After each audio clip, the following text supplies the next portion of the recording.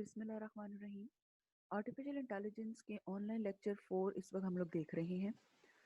Contents इसके हैं neural networks representation, और उसके बाद हम आर्टिफिशियल न्यूरल नेटवर्क्स की क्लासिफिकेशन देखेंगे। सबसे पहले हम देखते हैं कि न्यूरल नेटवर्क्स को हम किस तरीके से रिप्रेजेंट कर सकते हैं for the purpose of implementation. तो जब हम न्यूरल नेटवर्क्स की बात करते हैं और उसकी रिप्रेजेंटेशन की बात करते हैं, तो उसके लिए सबसे पहले हमने इस चीज़ को अपने माइंड में रखना होता है कि इसकी सारी फंक्शनैलिटी बिल्कुल वैसे ही होनी चाहिए जैसे कि हमारे ब्रेन की काम करता है। और लास्ट लेक्चर्स के अंदर, लास्ट स्लाइड्स के अंदर आपको मैंने यही चीज़ बताई थी कि ब्रेन के अंदर किस तरीके से न्यूरॉन्स की वर्किंग किस तरह से होती है और उसकी कनेक्टिविटी किस तरह से होती है with respect to its structure. हमने उसका स्ट्रक्चर देखा था। उसके बाद एक न्यूरॉन का दूसरी न्यूरॉन के साथ कनेक्शन किस तरीके से और किस जगह पे जाके स्टैब्लिश होता है, हमने वो देखा था।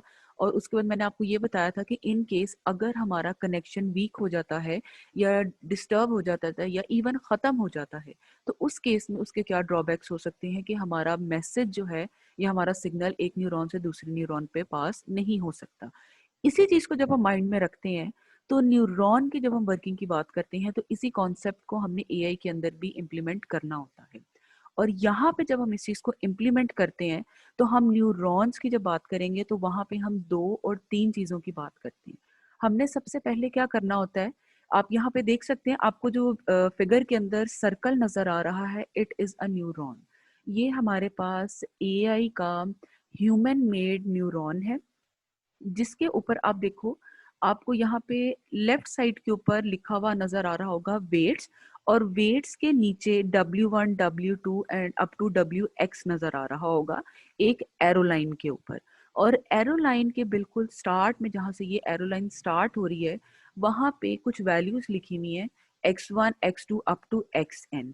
ये हमारे पास दो तरह की इनपुट्स होती है। एक इनपुट्स हमारे पास आ जाती है X1 X2 X3 up to XN तक, और दूसरे हमारे पास वेट्स आ जाते हैं जो W1 W2 W3 up to WX तक या WN तक होती हैं।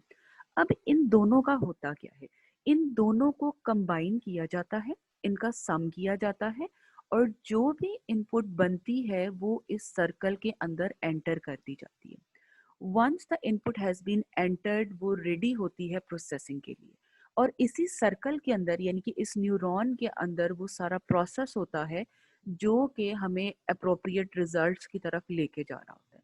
अब इस सर्कल के अंदर जब हम रिजल्ट्स को आहिस्ता आहिस्ता अचीव कर रहे होते हैं, यानी कि मल्टीपल आइट्रेशन से गो थ्रू होके, हमें इस बात का कभी भी पता नहीं होता कि इस सर्कल के अंदर हमने कितनी नंबर ऑफ आइट्रेशंस मूव करवाई हैं।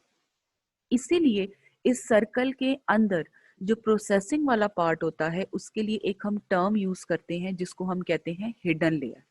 न्यूरॉन्स की जो कंस्ट्रक्शन है वो 3 लेयर्स के ऊपर होती है बेसिकली। एक हमारे पास आ जाती है इनपुट लेयर, उसके बाद हमारे पास आ जाती है एक हिडन लेयर, और थर्ड हमारे पास आ जाती है आउटपुट लेयर।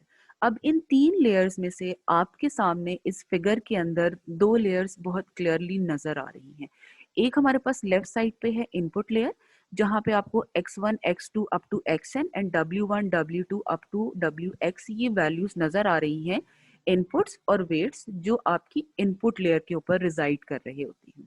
और राइट साइड पे आप लोग अगर आप देखें तो आपको आउटपुट की हेडिंग नजर आ रही है, जिसके नीचे उन्होंने क्या किया हुआ है, WI अप टू XI किया हुआ है और उसका सम किया हुआ है। ये उन्होंने एक फंक्शन बनाया हुआ है। अब ये हमारे पास फाइनल रिजल्ट है। अब सोचने वाली बात ये है कि हमारे पास इनपुट सेपरेट आ रही थी, X1 की फॉर्म में थी, X2 की फॉर्म में थी, W1 की फॉर्म में थी या W2 के फॉर्म में थी, और ये एकदम से कैसे हमारे पास आउटपुट की फॉर्म में आ गई जहाँ पे हमने इन डिफरेंट वैल्यूज को सम किया।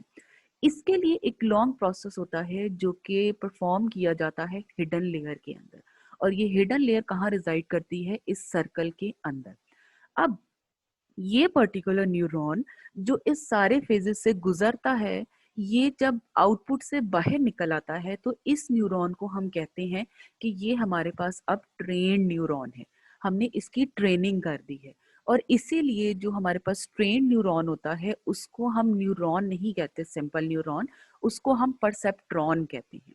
यही डिफरेंस है अनट्रेन्ड न्यूरॉन में और ट्रेन्ड न्यूरॉन में। अनट्रेन्ड न्यूरॉन को हम सिंपल टर्म्स में न्यूरॉन कह देते हैं जो आम अल्फाज का होता है, और परसेप्ट्रॉन क्या होता है कि जब हमारे पास सिंपल न्यूरॉन या अनट्रेन्ड न्यूरॉन को हम एक प्रोसेस से गुजारते हैं, मल्टीपल लेयर से गुजारते हैं, आउटपुट अचीव होने के बाद, यानी कि ट्रेनिंग कंप्लीट होने के बाद या लर्निंग कंप्लीट होने के बाद हमारे पास जो न्यूरॉन आता है जिसको हम ट्रेन न्यूरॉन कहते हैं, वो क्या होता है, उसको हम ट्रेन न्यूरॉन नहीं कहते, बल्कि हम उसके लिए हमने एक स्पेसिफिक टर्मिनोलॉजी रखी है जो है परसेप्ट्रॉन। यहाँ पे जो डिस्क्रिप्शन लिखी हुई है उसको भी हम देख लेते हैं। An ANN is composed of processing elements called perceptrons organized in different ways to form the network structure. अब आप यहाँ पे देखिए, हमने कहा कि एक हमारे पास ट्रेन न्यूरॉन, हम उसको परसेप्ट्रॉन कह रहे हैं। अब जब आपके पास इन्हीं ट्रेन न्यूरॉन्स का क्लस्टर मौजूद होगा या पूरा एक नेटवर्क स्ट्रक्चर मौजूद होगा, तो उसके लिए हम क्या बात करते हैं, उसको हम प्रॉपर वे में कह देते हैं कि ये हमारे पास एक ट्रेन न्यूरल नेटवर्क है, या हम उसको परसेप्ट्रॉन्स कह देते हैं। फिर नेक्स्ट पे वो कहता है प्रोसेसिंग एलिमेंट्स इसमें क्या हो सकते हैं। An ANN consist of perceptrons, ठीक है, each of the perceptron receives inputs, ठीक है, हमने कहा जो ट्रेन न्यूरॉन्स हैं वो स्टार्ट में क्या रिसीव करेंगे, इनपुट्स करेंगे, उसके बाद वो क्या करते हैं, प्रोसेसेस इनपुट्स, उसी इनपुट को प्रोसेस करेंगे and delivers a single output, और लास्ट में हमारे पास क्या आएगी, एक आउटपुट आ जाएगी। The input can be raw input data और the output of other perceptrons. अब ये भी हो सकता है कि जो आपने न्यूरॉन फर्स्ट टाइम सेलेक्ट किया है for the purpose of training, ऐसा बिल्कुल पॉसिबल है कि उसकी जो इनपुट्स हैं वो फर्स्ट टाइम आप दे रहे हो, या ये भी पॉसिबल है कि वो जो इनपुट्स रिसीव कर रहा है वो किसी और मल्टीपल न्यूरॉन्स की आउटपुट हो सकती है जो फर्दर प्रोसेसिंग के लिए इसके पास आ रही होती है। अगर हम अपनी ह्यूमन ब्रेन की बात करें तो हमने यही कहा था ना कि एक न्यूरॉन अपने पिछले वाले न्यूरॉन से डेटा को रिसीव करता है। अब जब हमारा वाला न्यूरॉन पिछले न्यूरॉन से डेटा को रिसीव करेगा, तो इसका मतलब ये है कि पिछले न्यूरॉन से न्यूरॉन जो भेज रहा है वो पिछले न्यूरॉन का आउटपुट है, और हमारा वाला न्यूरॉन जो रिसीव कर रहा है वो हमारे न्यूरॉन के लिए इनपुट है। पिछले वाले की आउटपुट हमारे नए न्यूरॉन के लिए क्या बन गई, इनपुट बन गई। नेक्स्ट वो कहता है the output can be the final result, for example the 1 means yes, 0 means no, और it can be input to other perceptrons. अब वो एक छोटी सी एग्जांपल दे रहा है कि आपके पास जो फाइनल रिजल्ट्स आ सकते हैं वो 0 एंड 1 की फॉर्म में भी हो सकते हैं, कि इन केस अगर 1 आ जाता है तो उसका मतलब yes हो सकता है, yes का मतलब ये कि आप मैसेज को फर्दर आगे पास कर दें, और 0 का मतलब क्या हो सकता है, that you are not allowed to pass the message. Next हमारे पास आ जाता है कि हम आर्टिफिशियल न्यूरल नेटवर्क्स को कितनी कैटेगरीज के अंदर क्लासिफाई करते हैं, या इसकी कितनी टाइप्स आ जाती हैं। टाइप्स इसकी बहुत सारी हैं, फर्दर अगर हम बात करें, लेकिन फिलहाल हम लोग आपके कोर्स तक अगर हम थोड़ा सा लिमिटाइज होते हैं तो हमारे पास 3 बेसिक टाइप्स आ जाती हैं। फीड फॉरवर्ड न्यूरल नेटवर्क्स आ जाती है, फीड बैक न्यूरल नेटवर्क्स आ जाता है, और बैक प्रोपेगेशन आ जाता है। ये बेसिक 3 ऐसे टाइप्स हैं जो हर डोमेन के अंदर न्यूरल नेटवर्क्स को इम्प्लीमेंट करने के लिए हम यूज कर रहे होते हैं। फीड फॉरवर्ड न्यूरल नेटवर्क्स की अगर हम बात करें तो आप ये देखो, नाम से ही बहुत सारा क्लियर हो जाता है। फीड फॉरवर्ड ऐसा न्यूरल नेटवर्क्स जो सिर्फ आगे की तरफ मूव कर सकता है, फॉरवर्ड आगे की तरफ मूव कर सकते हैं। It is a non recurrent network. Non recurrent का मतलब क्या होता है कि इसके अंदर रिकर्जन वाला कोई मेथड अडॉप्टेबल नहीं है। Having processing units, nodes in layers, and all the nodes in a layer are connected with the nodes of the previous layer। उन्होंने वो एक हिरार्की का बताया हुआ है कि हमारे पास एक हिरार्की की फॉर्म में नेटवर्क अवेलेबल है, कि हर लेयर पिछली लेयर या पिछले नोड के साथ इंटरकनेक्टेड होती है ताकि वो क्या कर सके, एक कंप्लीट नेटवर्क बना सके। The connections has different weights upon them. अब वो ये कह रहा है कि डिफरेंट वेट्स होंगे हर कनेक्शन के ऊपर। ये वही बात है जो यहाँ पर मैंने आपको एग्जांपल में बताई, कि अगर मैं एक न्यूरॉन की बात करती हूँ, ये जो सर्कल है इसके वेट्स हैं, इसी तरह से जितने न्यूरॉन्स होंगे हर न्यूरॉन का अपना वेट सेपरेटली होगा। फिर नेक्स्ट कहते हैं there is no feedback loop, means the signal can flow only in one direction from input to output. अब क्योंकि हमने इसका नाम ही क्या रखा है, फीड फॉरवर्ड, यानी कि हम आगे की तरफ मूव कर सकते हैं, तो इसीलिए उसने क्या कहा कि फीड फॉरवर्ड न्यूरल नेटवर्क्स के अंदर बैक ट्रैकिंग का कोई भी रास्ता मौजूद नहीं है। इन केस अगर आपको ये लगता है कि हमें वापस जाने की जरूरत है, then you have no choice कि आप इस नेटवर्क के अंदर रह के, यानी कि फीड फॉरवर्ड न्यूरल नेटवर्क्स के अंदर रह के बैक ट्रैकिंग कर सकें या वापस इनपुट लेयर पे जा सकें, इन केस अगर आप हिडन लेयर पे हैं या इन केस आप आउटपुट लेयर पे हैं। अब फीड फॉरवर्ड न्यूरल नेटवर्क्स को दो फर्दर कैटेगरीज में डिवाइड किया गया। एक आ जाता है सिंगल लेयर न्यूरल नेटवर्क्स और दूसरा आ जाता है मल्टी लेयर न्यूरल नेटवर्क्स। सबसे पहले आप ये फीड फॉरवर्ड का लेआउट देखो। इस पिक्चर को देख के आपको थोड़ी सी इसकी डिस्क्रिप्शन और क्लियर हो जाएगी कि हमने फीड फॉरवर्ड के अंदर ये कहा था कि हम सिर्फ आगे की तरफ मूव कर सकते हैं, हम बैकवर्ड मूव नहीं कर सकते। आप फर्स्ट फिगर के अंदर देखिए जो लेफ्ट साइड पे है, नीचे से जो आपको दो सर्कल्स नजर आ रहे हैं, दीज आर न्यूरॉन्स जो कि इनपुट लेयर के ऊपर रिजाइड करते हैं, यानी कि ये न्यूरॉन्स इनपुट लेयर की हैं। उसके आगे जब हम आगे मूव करते हैं, जो सेंटर वाले 3 न्यूरॉन्स नजर आ रहे हैं, ये हमारी हिडन लेयर के ऊपर होते हैं। हिडन लेयर को हमने क्या कहा था, ये वो प्रोसेसिंग वाला पार्ट है जहां पे हमारे न्यूरॉन्स की ट्रेनिंग कंप्लीट होती है या हमारे रिजल्ट्स जनरेट होना शुरू हो जाते हैं। अब आप यहाँ पे देखें, जब हमने इनपुट लेयर से हिडन लेयर पे डेटा ट्रांसफर करना स्टार्ट किया है, तो ये एक छोटा सा मेश टोपोलॉजी की तरह का काम कर रहा है, यानी कि एक न्यूरॉन से सारे फर्दर हिडन लेयर्स के अंदर जितने भी न्यूरॉन्स हैं उनकी तरफ डेटा मूव कर रहा है। जैसे इनपुट लेयर के ऊपर अगर 2 न्यूरॉन्स थे, ये दोनों न्यूरॉन्स हिडन लेयर के हर न्यूरॉन को अपना डेटा या अपना इनपुट ट्रांसफर कर रहा है। और ये आप एरोस देखें कि एरोस सिर्फ वन डायमेंशनल है, आगे की तरफ मूव कर रहे हैं, इसके अंदर डाउन एरो मौजूद नहीं है। उसकी रीजन क्या है कि ये feed forward forward neural networks हैं। अब हिडन लेयर से जब हम आगे मूव कर रहे हैं आउटपुट लेयर पे, तो हमने क्या कहा था कि आउटपुट लेयर के ऊपर सिंगल आउटपुट होगी। तो सिंगल आउटपुट ने क्या किया कि क्योंकि हम हिडन लेयर के ऊपर प्रोसेसिंग कंप्लीट कर चुके थे, तो हर न्यूरॉन एक ही रिजल्ट जनरेट करेगा। इसीलिए हिडन लेयर से हर न्यूरॉन ने क्या किया है, सिंगल आउटपुट जनरेट की और उसको ट्रांसफर कर दिया है आउटपुट लेयर पे। अब आउटपुट लेयर पे क्योंकि एक ही न्यूरॉन था, उस न्यूरॉन ने क्या किया, हिडन लेयर के तीनों न्यूरॉन से एक्सेप्ट की वैल्यूज और उसके बाद उनको कंबाइन करके सिंगल आउटपुट जनरेट कर दी। अब आप जरा सेकंड वाली फिगर पे आए जो राइट साइड पे है। काम ये भी वही कर रहा है, सिर्फ क्या हुआ है कि फीड फॉरवर्ड का ये दूसरा मेथड है कि इन केस कि आप कंप्लीट हिरार्की को फॉलो करें, यानी कि आप हर लेयर की तरफ जाएं, ऐसा भी पॉसिबल हो सकता है कि आपको डायरेक्ट इनपुट लेयर से रिजल्ट्स आउटपुट लेयर पे फॉरवर्ड करने की जरूरत पड़ जाए। ऐसा भी हो सकता है कि कुछ ऐसे रिजल्ट्स हों जो थोड़ी सी प्रोसेसिंग के लिए इनपुट लेयर से हिडन लेयर पे चले जाएं, और ऐसा भी हो सकता है कि कुछ ऐसे इनपुट्स जो हिडन लेयर पे जाने की या भेजने की जरूरत ना हो, उनको हम डायरेक्ट क्या करते हैं, आउटपुट लेयर पे भेज देते हैं। और आउटपुट लेयर पे क्या होगा, वो वाली इनपुट्स जो डायरेक्ट इनपुट लेयर से रिसीव हुई थी, ये बाहर वाले एरो से जो डायरेक्ट गई हैं, और वो वाली वैल्यूज जो हिडन लेयर से प्रोसेस होके आई हैं, वो आउटपुट लेयर पे इस सिंगल न्यूरॉन में आपस में कंबाइन हो जाती हैं या सम हो जाती है और उसके बाद सिंगल आउटपुट जनरेट हो जाती है। सिर्फ फीड फॉरवर्ड के अंदर स्पेशलिटी क्या है कि आप आगे की तरफ मूव कर सकते हैं, यहाँ पे बैक ट्रैकिंग का या बैकवर्ड मूव करने का या बैक लूप बिल्कुल भी ऑप्शन नहीं होती है। अब इसकी हम फर्दर आगे टाइप्स देखते हैं जो हमने कहा था। पहली आ जाती है सिंगल लेयर न्यूरल नेटवर्क्स।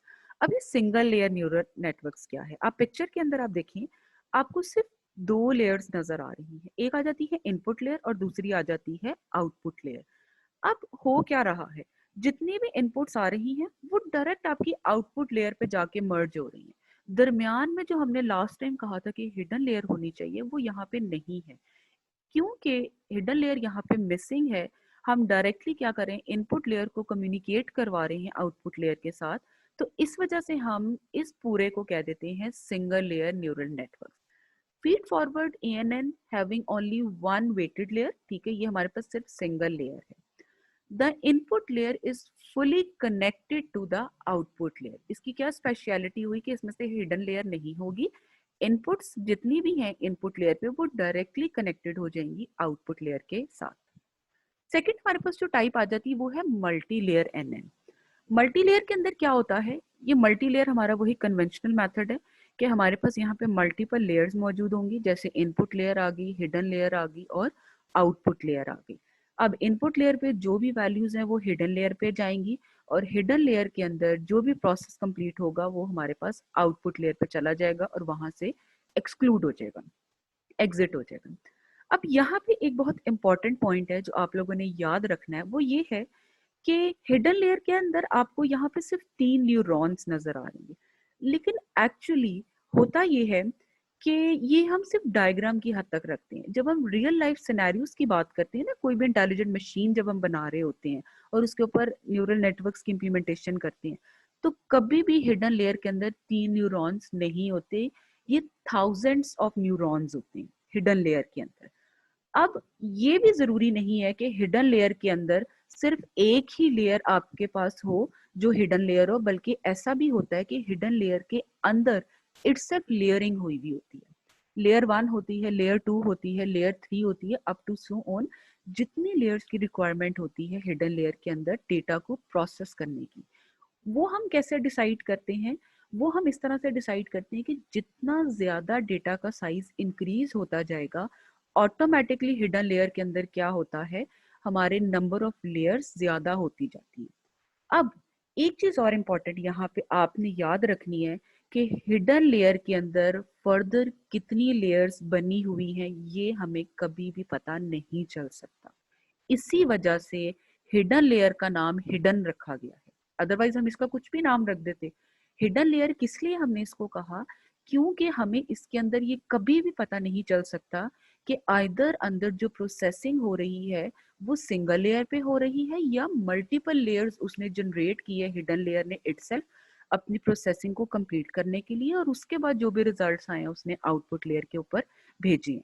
तो हमने क्या कहा, हमें ये नहीं पता चलता कभी भी हिडन लेयर के अंदर के आइदर हिडन लेयर के अंदर सिंगल लेयर पे काम हो रहा है या फर्दर सब लेयरिंग हुई है मल्टीपल लेयर्स के ऊपर जाके।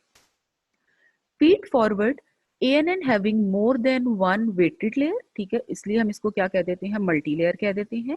As this network has one or more layers between the input and the output layer, it is called hidden layer. ठीक है, इन्होंने भी वही बात की जो मैंने आपको डिस्क्राइब की कि वन और मोर लेयर्स भी हो सकती हैं between input and the output layer, जिसका हमें खुद से नहीं पता होता, इसी वजह से हम इसको क्या कह देते हैं, हिडन लेयर कह देते हैं। नेक्स्ट हमारे पास आ जाता है फीडबैक एनएन।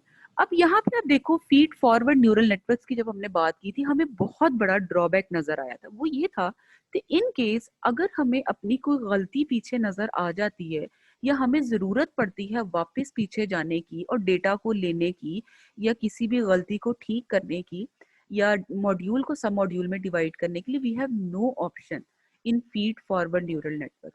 और उसी चीज को साइंटिस्ट ने जब इम्प्लीमेंट करने की कोशिश की और उसके अंदर उनको ये फ्लॉस नजर आए, तो उन्होंने कहा कि नहीं, इसके अंदर एक ऐसा रास्ता भी होना चाहिए जो हमें अलाउ करे वापस पीछे जाने के लिए।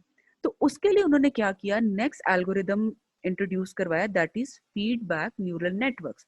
अब यहाँ पे क्या है, आप नेम ही देखो, फीडबैक, यानी कि यू हैव एन ऑप्शन कि आप फर्दर आगे फॉरवर्ड करते जाएंगे, लेकिन इन केस जैसे ही अगर आपको कहीं पे जरूरत पड़ती है बैक ट्रैकिंग करने की या पीछे जाने की, तो वहां से हम पीछे जा सकते हैं। As the name suggest, a feedback network has feedback path, which means the signal can flow in both direction using loops, यानी कि आगे भी सिग्नल्स मूव कर सकते हैं और बैकवर्ड भी कर सकते हैं। It makes it a non linear dynamic system. ये बड़ी इंपॉर्टेंट बात है, non linear dynamic system which changes continuously until it reaches a state of equilibrium. अब आप ये देखो, नॉन लीनियर का मतलब, लीनियर क्या होता है, स्ट्रेट। नॉन लीनियर का मतलब ये है कि ये हमारे पास जो सिस्टम बनेगा वो कॉम्प्लेक्स बनेगा, और यहाँ पर हमारा जो सिस्टम है वो कंटिन्यूस स्टेट में रहेगा, यानी कि कंटिन्यूसली ट्रेनिंग फेज में रहेगा, कब तक? जब तक कि हमारे पास वेट्स रिजल्ट्स में जो आ रहे हैं वो स्टैटिक हो जाते हैं। यानी कि अगर आपने एक आइट्रेशन चलाई, उसका रिजल्ट जो भी आया, फिर आपने नेक्स्ट आइट्रेशन जब चलाई, उसका रिजल्ट जो आया, आपने क्या किया, रिजल्ट्स जब सेम आना शुरू होंगे, यानी कि एक आइट्रेशन का रिजल्ट भी वही आ गया, नेक्स्ट आइट्रेशन का रिजल्ट भी पिछली वाली आइट्रेशन का ही रिजल्ट आ गया वैसा ही, यानी कि सेम फिगर्स जब आपके रिजल्ट्स में आना शुरू हो जाए, तो इसका मतलब ये होता है कि फर्दर आगे हम जितनी भी आइट्रेशंस कर रहे हैं उसको करने का कोई फायदा नहीं है, क्योंकि हमारा रिजल्ट सेम आ रहा है, हमारी वैल्यूज चेंज नहीं हो रही। तो इसीलिए हम क्या कहते हैं, कब तक होता रहता है? जब तक कि हमारे रिजल्ट्स इक्विलिब्रियम स्टेट में नहीं चले जाते, यानी कि सेम नहीं आना शुरू हो जाते। अब फीडबैक न्यूरल नेटवर्क्स को दो फर्दर पोर्शंस में डिवाइड किया गया। एक आ जाता है रिकरेंट नेटवर्क्स और एक आ जाता है फुली रिकरेंट नेटवर्क्स। इसकी जरा आप फिगर देखिए। फिगर के अंदर उन्होंने क्या किया है, फिगर अगर हम देखें तो ये बिल्कुल वैसा ही स्ट्रक्चर है जैसा हमारा फीड फॉरवर्ड का था, एरोस के एस्पेक्ट से देखें, लेकिन आपको एक एरो थोड़ा सा डिफरेंट नजर आ रहा होगा, जो आउटपुट से वापस इनपुट के ऊपर आ रहा है, बाहर की तरफ से एक लूप बना रहा है एरो की अगर हम फॉर्म में देखें, तो यही वो आपका आउटपुट वाला लूप है जो आउटपुट से वापस इनपुट की तरफ जा रहा है बाय यूजिंग दिस एरो, जिसकी वजह से हम इस नेटवर्क को क्या कह देंगे, फीडबैक न्यूरल नेटवर्क्स कह देंगे। नेक्स्ट हमारे पास आ जाता है बैक प्रोपेगेशन। ये बैक प्रोपेगेशन हम थोड़ा सा हायर लेवल पे यूज करते हैं, यानी कि ये थोड़ी सी एडवांस टेक्नोलॉजी है न्यूरल नेटवर्क्स के अंदर। अब इसकी फंक्शनैलिटी किस तरह से है, इट इज द ट्रेनिंग और लर्निंग एल्गोरिदम। ठीक है, ये तो हमें बहुत क्लियरली पता है कि ये ट्रेनिंग पर्पस के लिए या लर्निंग पर्पस के लिए हम इस एल्गोरिदम को यूज करते हैं। अब इसके अंदर स्पेशल क्या है, वो है इट लर्न्स बाय एग्जाम्पल। आपको अगर याद हो तो लास्ट लेक्चर के अंदर मैंने आपको एक छोटी सी एग्जांपल दी थी न्यूरल नेटवर्क्स की, कि असल में न्यूरल नेटवर्क्स काम किस तरह से करता है। वो सारी डिस्क्रिप्शन इस बैक प्रोपगेशन के ऊपर प्रॉपरली फिट इन हो जाती है। यानी कि मैंने आपसे ये कहा था कि मैं अगर ये चाहती हूँ कि मेरे पास एक डेटा मौजूद है और उसको मैं ये चाह रही हूँ कि मैं अपनी मर्जी से इसको ट्रेंड करवाऊं। अब मैं जब अपनी मर्जी की बात करती हूँ तो मेरा सिस्टम मेरी मर्जी को नहीं अंडरस्टैंड कर सकता, उसके लिए मुझे उसको कोई ऐसी एग्जांपल देनी पड़ेगी जिससे वो गो थ्रू होके इस चीज को अंडरस्टैंड कर सके कि what the person wants for her और हिज न्यू डेटा। तो उसके लिए हम क्या करते हैं, हम अपना डेटा दे देते हैं सिस्टम को और उसके साथ ही एक ऑलरेडी एग्जीक्यूटेड डेटा या ऑलरेडी ट्रेन्ड एग्जांपल हम उसको दे देते हैं।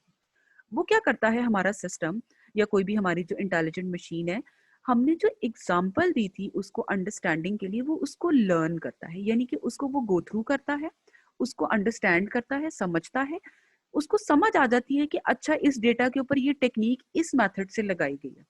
फिर वो क्या करता है, उस टेक्निक्स को, उस मेथड को अडॉप्ट करता है। अडॉप्ट करने का मतलब ये कि उसको लर्न करता है और फिर उसी मेथड को सेम वे में हमारे न्यू डेटा को जो हमने उसको दिया था ट्रेनिंग के लिए, उसके ऊपर इम्प्लीमेंट करके हमारे डेटा की ट्रेनिंग करवाता है।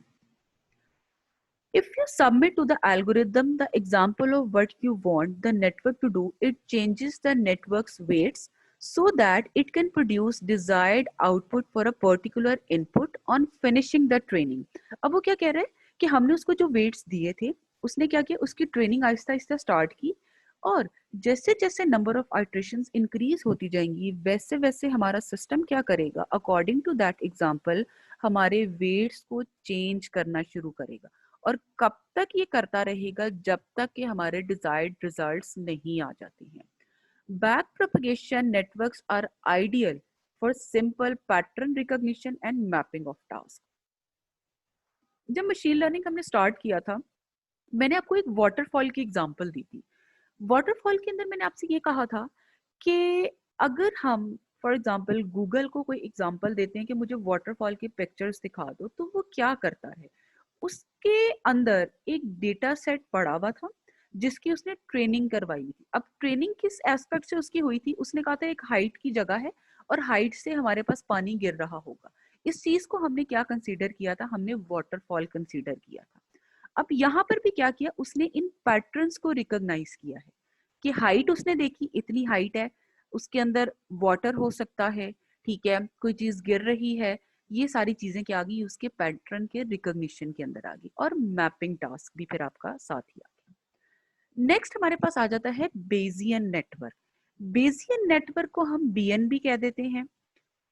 और अगर हम इसकी डिस्क्रिप्शन की बात करें तो बेजियन नेटवर्क बेसिकली किसके ऊपर काम करता है, ये अनसर्टेन डोमेन के ऊपर काम करता है, यानी कि ऐसे स्ट्रक्चर्स के ऊपर काम करता है जहां पे हम प्रोबेबिलिटी की बात करते हैं या अनसर्टेनिटी की बात करते हैं, जहां पे हमें ये क्लियर नहीं होता कि हमारे इनपुट्स क्या हैं और इन इनपुट्स के रिजल्ट्स में हमारा एग्जैक्ट आउटपुट क्या आ सकती है। यानी कि हमारे पास जब अनसर्टेनिटी की कंडीशन होती है तो उस केस में हम क्या करते हैं, बेजियन नेटवर्क को यूज कर रहे होते हैं। These are the graphical structures used to represent the probabilistic relationship among a set of random values। अब आपके पास डिफरेंट डेटा पड़ा हुआ है, ठीक है, और उसके अंदर हम क्या कर रहे हैं, हम प्रोबेबिलिटी को देख रहे हैं। Bayesian networks are also called belief networks और Bayes net। इन नाम को आपने बड़ा याद रखना है, ये बड़ा इंपॉर्टेंट है। बाजुकात पेपर के अंदर वो कंप्लीट नाम नहीं देते बेजियन नेटवर्क, बल्कि वो इसके ऑल्टरनेटिव नेम्स या इसकी शॉर्ट एब्रीवेशन बीएन यूज कर देते हैं। BNs reason about uncertain domains, ऐसे डोमेन्स जो बहुत ज्यादा क्रिटिकल या सेंसिटिव होती है, and still they are very much uncertain. In these networks, each node represents a random variable with specific propositions। Propositions हम already पढ़ चुके हैं। Propositions हमने क्या कहा था, ऐसे short sentences जिनकी values के बारे में हमें तब तक नहीं पता चल सकता जब तक कि हम उनको properly open करके ना देख सकें। For example, in a medical diagnosis domain, the node cancer represents the proposition that a patient has cancer।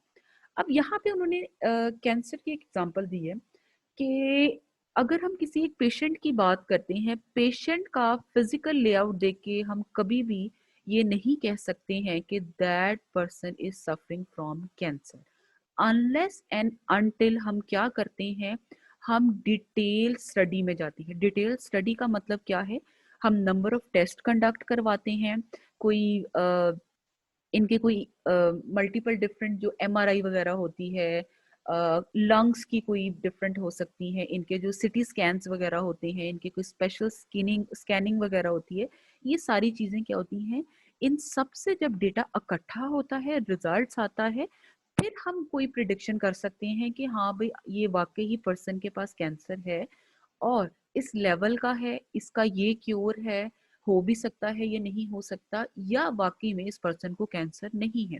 तो क्या है ये देखिए, ये हमारे पास अनसर्टेन डोमेन्स हैं।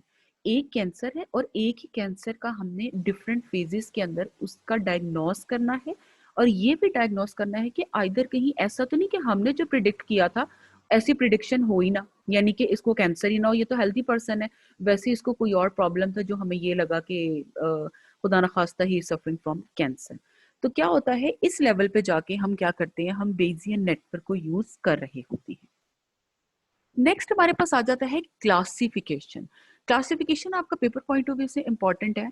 क्लासिफिकेशन के अंदर हम क्या करते हैं, ये वही बिल्कुल सेम काम है जैसे हम सिमेंटिक्स की बात करते थे।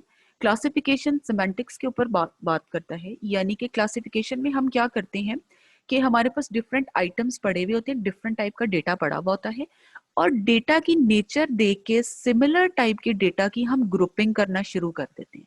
एग्जाम्पल मैं आपको डेली रूटीन के ये दे सकती हूँ कि आपके घर में जब फॉर एग्जांपल अगर सौदा वगैरह जो आता है, ग्रोसरी आइटम्स आते हैं, तो आप ये देखिए ग्रोसरी आइटम्स के अंदर बहुत सारी चीजें होती हैं, ठीक है।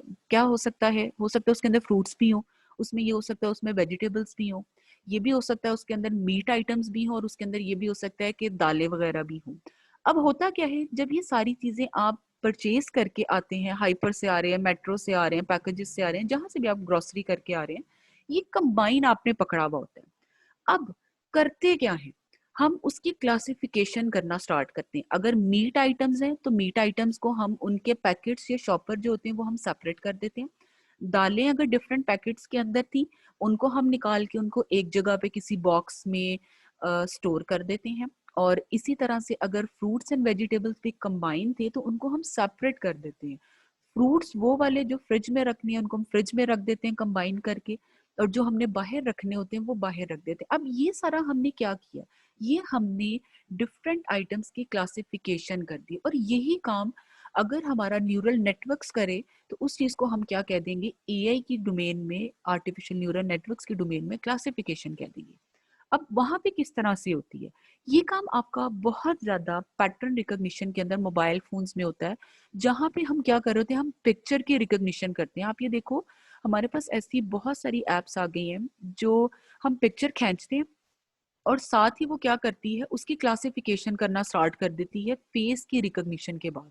आपका ग्रुप फोटो था, मल्टीपल ग्रुप फोटोज लिए, और उसके बाद आप ये देखो कि वो फेस की रिकॉग्निशन करती है और इंडिविजुअल पर्सन की अलग से एल्बम बनाना शुरू कर देते हैं। अब वो पर्टिकुलर एल्बम किसी एक स्पेसिफिक पर्सन की होती है, इसी तरह से कोई और एल्बम किसी दूसरे पर्सन की होगी। तो क्या किया उसने, फेस की सिमिलैरिटी को देख के क्लासिफिकेशन कर दी। For example, to perform training of ANN, we have some training samples with unique features, and to perform its testing, we have some testing samples with other unique features. Classification is an example of supervised learning. अब आप ये देखो, जब मैंने आपसे कहा कि fruits, vegetables, serial, meet, अब ये हमारे पास सामने मौजूद है, हमने इसकी क्लासिफिकेशन कैसे करनी है, हम इसकी सुपरवाइज क्लासिफिकेशन ही कर रहे हैं ना। मीट है तो मीट के अंदर अगर बीफ है तो हमें खुद से उसको सेपरेट करना पड़ेगा, चिकन है तो हमें उसको सेपरेट खुद से करना पड़ेगा, फिश है तो हमें खुद से उसको सेपरेट करनी पड़ेगी। इसी तरह से मैंने आपसे कहा कि फ्रूट्स या वेजिटेबल्स वो वाली जो हमने फ्रिज में रखनी है, स्टोर करनी है, वो वहां पे हम रख देते हैं, और जो हमने रूम टेम्परेचर में किचन में रखनी होती है उनको हम खुद से सेपरेट करते हैं। ऐसा तो नहीं हो सकता कि हम कोई एल्गोरिदम लगाएं और वो ऑटोमेटिकली चीजें कुछ अंदर रखने वाली अंदर हो जाए, बाहर रखने वाली बाहर हो जाए। तो ये क्या है, ये आपका सारा काम सुपरवाइज लर्निंग के अंदर आ रहा होता है। Thank you very much.